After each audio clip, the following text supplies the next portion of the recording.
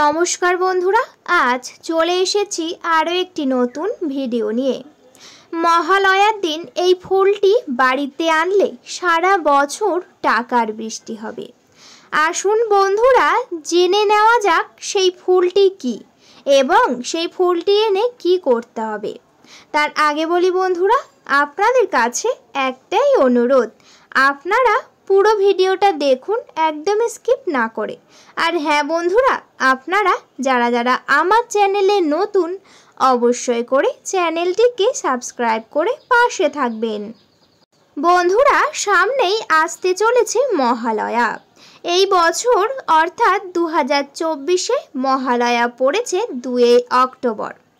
এই মহালয়ার দিন কিন্তু মাতৃপক্ষের সূচনা হয় এবং পিতৃপক্ষের অবসান হয়।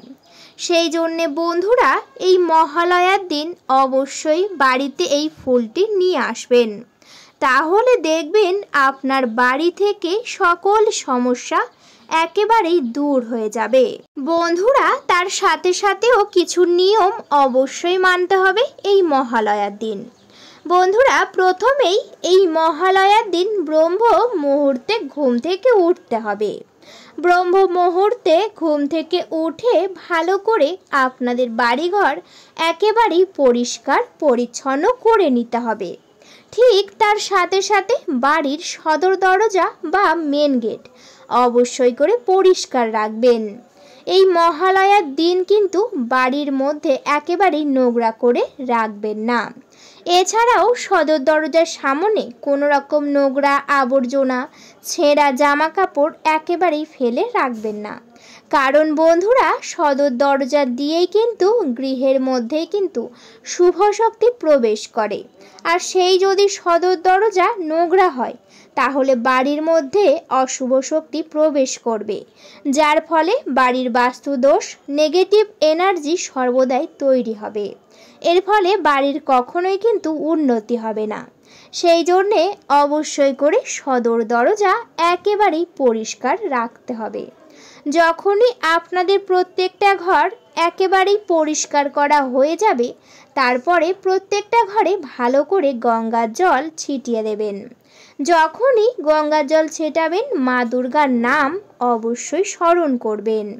তারপরে বন্ধুরা, আপনারা কিন্তু এই মহালয়ার দিন যে কোনো গঙ্গা বা নদীতে স্নান করার চেষ্টা করবেন। এই মহালয়ার দিন অত্যন্ত শুভ একটি দিন। এই দিন যদি কোনো গঙ্গা বা নদীতে স্নান করা যায়, তাহলে জীবন থেকে সমস্ত অশুভ প্রভাব একেবারেই দূর হয়ে যায়। সেই জন্যে পারলে অবশ্যই করে গঙ্গাতে স্নান করার চেষ্টা করবেন। যখনই গঙ্গাতে গিয়ে আপনারা স্নান করবেন, অবশ্যই করে স্নান করার সময় মা দুর্গার নাম আপনারা 3 বার বলবেন, তারপরে স্নান করবেন। এবার বলি বন্ধুরা, অনেকেই এমন আছেন যাদের বাড়ির আশেপাশে হয়তো কোথাও কোনো গঙ্গা নেই বা কাছে কোথাও নদীও নেই। সেক্ষেত্রে কি করবেন? সেক্ষেত্রে আপনারা বাড়িতেই স্নান করবেন। বাড়িতে স্নান করার সময় মা দুর্গার নাম ভালো করে স্মরণ করে নেবেন। তারপরে অল্প একটু পরিমাণ গঙ্গার জল নিয়ে আপনারা আপনাদের গায়ে ভালো করে ছিটিয়ে নেবেন এবং একেবারেই পবিত্র হয়ে যাবেন। যখনই এই কাজ করা হয়ে যাবে, তারপরে আপনারা যাবেন আপনার বাড়ির ঠাকুর ঘরে। ঠাকুর ঘরে গিয়েই প্রথমেই ঠাকুর ঘর ভালো করে মুছে একেবারেই পরিষ্কার করবেন। তারপর ঠাকুর ঘরে কিন্তু সুন্দর করে ফুল দিয়ে সাজিয়ে তুলবেন।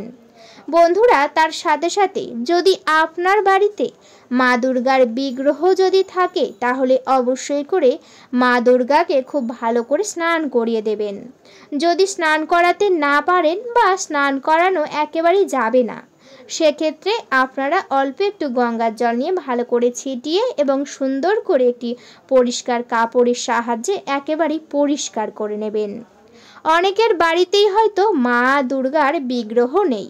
সেক্ষেত্রে আপনারা যে কোনো একটি মা দুর্গার ফটো বাজার থেকে কিনে নিয়ে আসবেন। যদি বাড়িতে থাকে সেটাও নিতে পারেন। এবং বন্ধুরা, সেই মা দুর্গার ফটোটি নিয়ে ভালো করে মুছে পরিষ্কার করে একটি সিংহাসনে বসাবেন। যদি সিংহাসন না থাকে, তাহলে একটি জায়গায় সুন্দর করে বেদি তৈরি করবেন, করে মা দুর্গাকে বসাবেন। তারপরে কিন্তু অবশ্যই করে আপনারা ভোগ নিবেদন করবেন।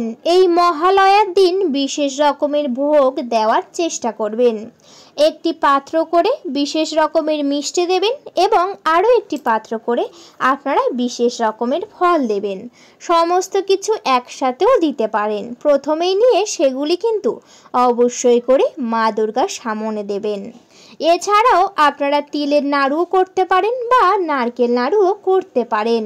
তাছাড়াও বাজার থেকে বা যে কোনো মিষ্টির দোকান থেকে কিনে নিয়ে আসতে পারেন। যখনই ভোগ নিবেদন করা হয়ে যাবে তারপরে আপনারা অবশ্যই করে একটি ঘি দিয়ে প্রদীপ জ্বালাবেন বা সর্ষের তেল দিয়ে জ্বালালেও হবে। প্রদীপটি জ্বালিয়ে ধূপ জ্বালিয়ে প্রথমেই কিন্তু মা দুর্গা সহ আপনার বাড়ির যে সকল ইষ্ট দেবতারা আছে সবাইকে ভালো করে আপনারা আরতি করবেন খুবই ভক্তি সহকারে। খুব ভালো করে আরতি করা হয়ে গেলে সেই প্রদীপ এবং ধূপটি নিয়ে মা দুর্গার সামনে আপনারা রেখে দেবেন। বন্ধুরা, যখনই সেই প্রদীপ রাখা হয়ে যাবে তারপরে অবশ্যই করে এই ফুলটি আপনারা মা দুর্গার চরণে নিবেদন করবেন। বন্ধুরা, এই ফুলটি কিন্তু মা দুর্গার অতি প্রিয়, সেই জন্যে অবশ্যই করে এই ফুলটি কিন্তু ঠিক মহালয়ার দিন আনার চেষ্টা করবেন। এই ফুল বাড়ির আনার সাথে সাথেই আপনার বাড়ির সমস্ত অশুভ প্রভাব, সমস্ত সমস্যা একেবারেই দূর হয়ে যাবে। বন্ধুরা, এই ফুলটির নাম হচ্ছে পদ্ম ফুল। হ্যাঁ বন্ধুরা, একেবারেই ঠিকই শুনেছেন। আপনারা কিন্তু এই মহালয়ার দিন পদ্ম ফুল নিয়ে আসবেন।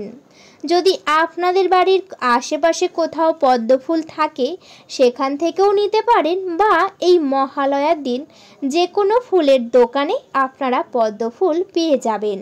সেইখান থেকে ঠিক মহালয়ার দিন সকালবেলা আপনারা পদ্ম ফুলটি বাড়িতে নিয়ে আসবেন। প্রথমেই নিয়ে এসে পদ্ম ফুলটিকে খুব ভালো করে গঙ্গার জল দিয়ে ধোবেন। তারপরে সেই ফুলটি নিয়ে একটি পাত্রের উপর বসিয়ে প্রথমেই কিন্তু মা দুর্গার সামনে ফুলটি নিয়ে 3 বার ভালো করে ঘোরাবেন।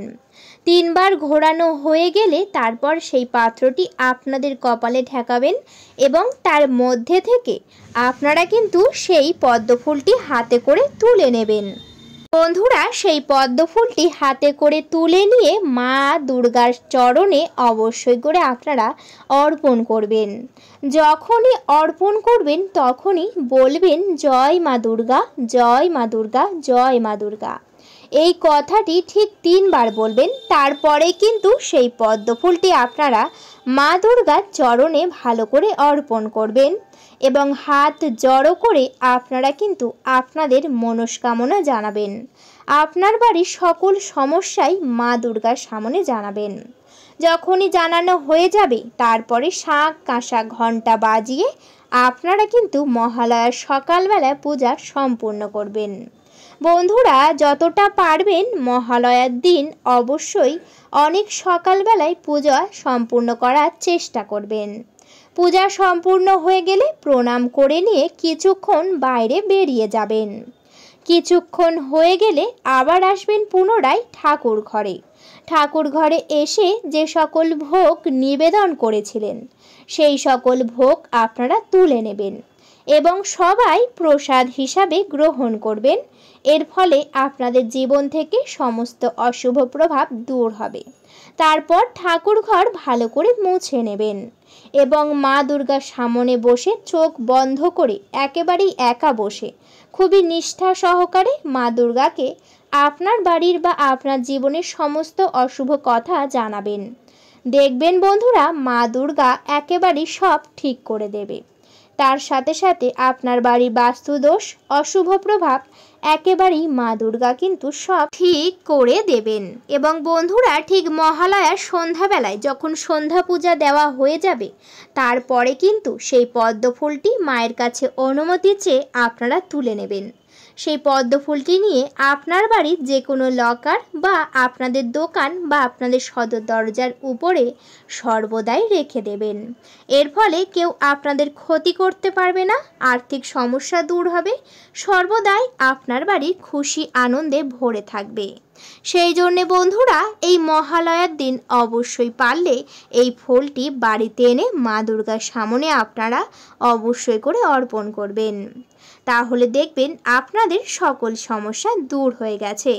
বন্ধুরা, সবাই একবার মা দুর্গাকে ভালোবেসে কমেন্টে জয় মা দুর্গা লিখে যাবেন। ভিডিওটা এই পর্যন্ত। ভিডিওটি যদি ভালো লেগে থাকে অবশ্যই করে ভিডিওতে একটি লাইক করবেন, শেয়ার করবেন এবং সাবস্ক্রাইব করে পাশে থাকবেন। আজকের মতো আমি বিদায় নিলাম। সবাই ভালো থাকবেন, সুস্থ থাকবেন। সকলকে জানাই অনেক অনেক ধন্যবাদ।